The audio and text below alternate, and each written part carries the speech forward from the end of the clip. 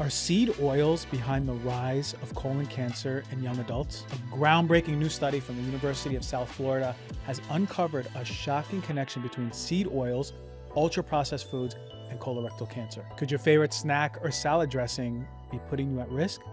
Today on Heal Thyself, we dive deep into the science and separate fact from fear and uncover the truth about what really is on your plate. How exciting. Seed oils are picking up steam, especially with RFK going into office in his role. And there's been a controversy behind this in the past 2-3 years. The overwhelming research says seed oils are safe, but there's other theoretical, anecdotal approaches that are saying they're not. And then comes this study. And this study is really interesting to me because this study is really one of the first ones that are stepping away from the body of work and the body of evidence. It still says seed oils, for all intents and purposes, are safe. They're okay. They're actually heart healthy. It's the one study that's starting to pull away that I'm aware of that has pulled away and starting to kind of challenge that. And I love that. I love science challenging science. And so in this podcast, we're going to really go over the most important parts of this research. What did this study say about seed oils, ultra-processed foods, colon cancer? And ultimately, at the end of the day, we want to know, should we completely avoid seed oils, reduce them, eat them in moderation? What does this study say, especially if there's colon cancer in your family or you've been diagnosed? Really important. We're going to talk about this, but I want to bring into the awareness right now how much on the rise colon cancer is in young people. I saw it a few times when I was in my residency. I remember seeing a young man, he had a genetic disease called Lynch syndrome, and colon cancer usually arises there, but it's a whole slew of various diseases. Now, colon cancer, the rates of people under 50 are increasing by 1 to 2% every year. That's incredible. It's rising really fast. And historically, this was actually, and I remember when I was trained, a disease that you see in older adults. But this alarming trend is starting to hit the younger population, and it's hitting hard. Now, what are the known risk factors for colon cancer? We know diets high in red and processed meat is a risk factor for colon cancer. Low fiber intake, risk factor for colon cancer. I'm talking all the carnivores out there. Obesity and sedentary lifestyles, another risk. Genetic predispositions such as Lynch syndrome, as I mentioned. And in medicine, they're starting to elevate these emerging suspicions. We don't necessarily see it materialize yet in the data, but we're starting to know, yes, chronic low-grade inflammation, that's a key driver to cancer. We know that, low grade. Disruptions in the gut microbiome, of course, due to dietary changes, environmental factors, the epigenetic process of it, right? Ultra-processed foods and seed oils, they're starting to gain attention as potential contributors to this trend. And this is what the study highlights. We're going to go into it in a moment. But really, I want to ask you the question, what do you think? Do you think that foods in your pantry, especially the ones that have seed oils, meaning the sunflower oils, canola oils, soybean oils, could seed oils and ultra-processed snacks, can they be silently fueling this rise of colon cancer? What's your gut think immediately? Just answer yes or no. Okay, keep that to yourself. There's a groundbreaking study that just came out, and I'm talking about just came out this month, and we're in December, by the University of South Florida. And it shines a light on this unexplored area. Right? The results are actually pretty eye-opening.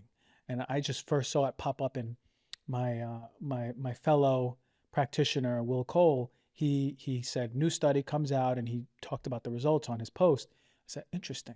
I'm going to look at this for the podcast. And I looked at it, I read it. Let's go into it. So in this study, it was designed this way.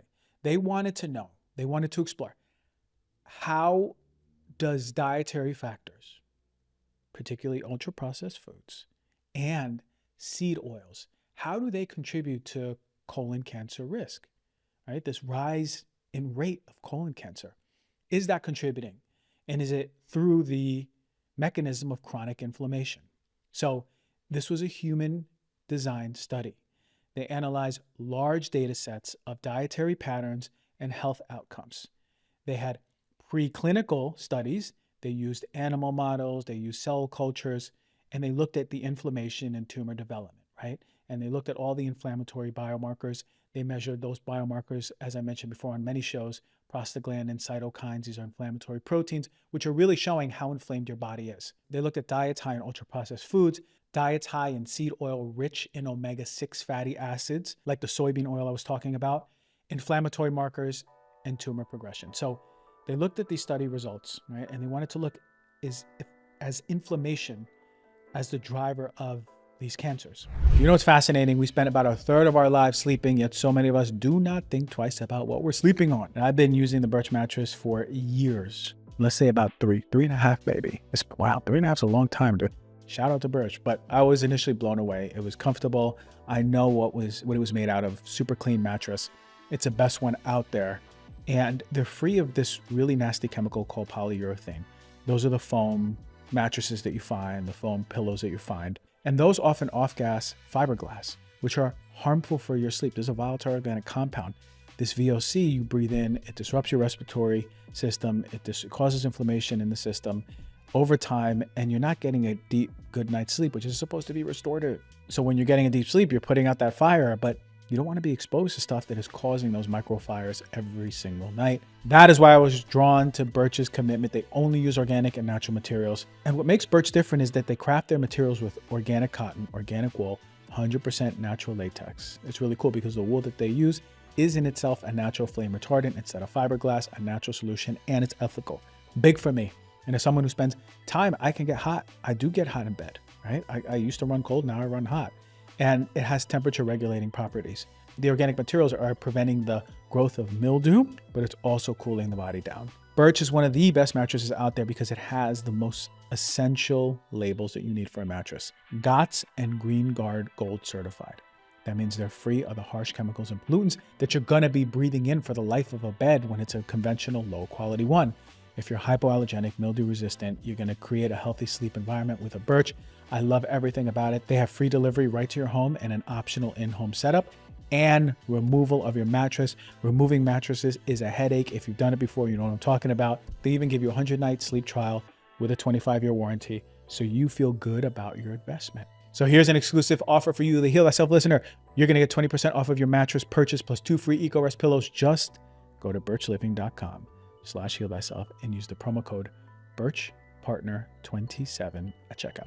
If you love the podcast and you want to be down with the Dr. G Heal Thyself community, we give incredible tips every single week on getting a healthier physical, mental, and emotional body. The newest updates of my favorite products, the newest updates of my favorite practices. Stay in the loop by joining the Dr. G community. All you got to do is go to any one of my posts on Instagram and comment the word news. You'll get a DM to join. When they looked at this, diets rich in ultra-processed foods and seed oils create chronic inflammation in the gut.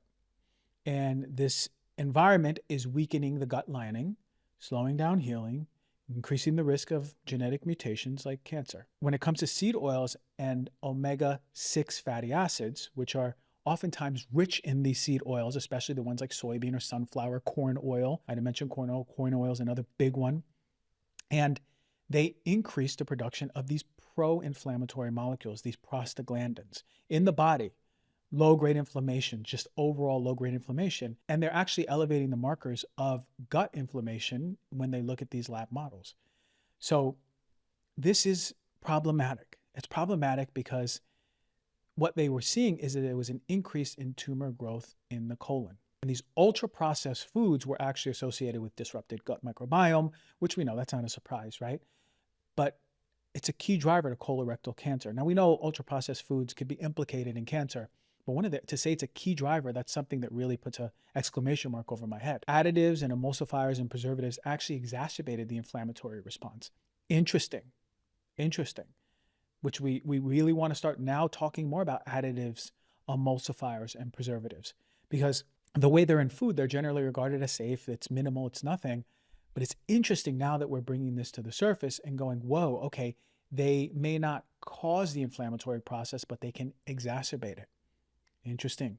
So the tumor growth in the lab models, they saw preclinical studies show that animals who were eating high levels of these foods increased tumor burden, both size and number of tumors, and that diets rich in whole foods, fiber, anti-inflammatory, omega-3s, in contrast to those omega-6s that can be inflammatory, they actually showed protective effects. And that's like foods like salmon, walnuts, flax seeds, leafy greens.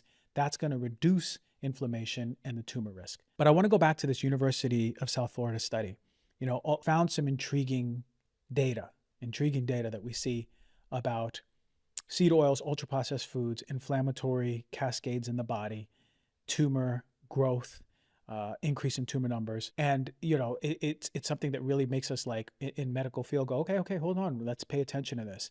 But there were some limitations. When we look at the human data, it's observation, meaning that it heavily relied on self-reported dietary patterns, which actually, of course, can introduce bias and inaccuracies. Like, I might not remember what I ate 2 days ago, or I may overstate that I'm eating healthier than I think, right? It's just human psychology. There's other factors like stress, exercise, genetics that really weren't fully adjusted for, which makes sense, right? Because stress levels, lack of exercise, genetic predisposition all count when it comes to cancer. And in the preclinical models, they were valuable because they were coming from animals and cell cultures. But remember, it doesn't always directly translate to the human research. That's good that they have it, but it doesn't always translate to humans. And when it comes to seed oils and ultra-processed foods, many ultra-processed foods contain seed oils already. Most do. Go look at any ultra-processed food, look in the back, look at any oils. I promise you it's going to be corn, sunflower, safflower, canola, soy. It's going to make it difficult to distinguish what affects what. What's the effect? What's driving the inflammation and ultimately the colon cancer? So the study didn't really investigate the impact of the seed oils. I don't know how to answer that. I would say probably not. And look, I'm totally an advocate of being closest to nature, the least processed. But I would say that it's likely that the whole food, minimally processed meals would offset any potential harm that the seed oils may be causing. But remember, the abundance of the data now is that seed oils are not only safe to use, but heart healthy. Again, this is very intriguing to see because it's talking about seed oils in conjunction with processed foods, which is almost undoubtedly problematic for colon cancer. We're going to see more research on this, but definitely something that we want to stay away from if there is a history of colon cancer, a risk of colon cancer, or you just want to prevent it, right? And when we look at the population, it was really generalized.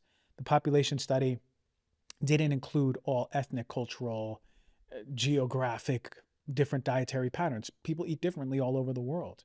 So it didn't, and look, it would be really hard to do that, but it didn't account for that. So you can't just throw it on everyone and say this research means this, therefore everyone must, okay?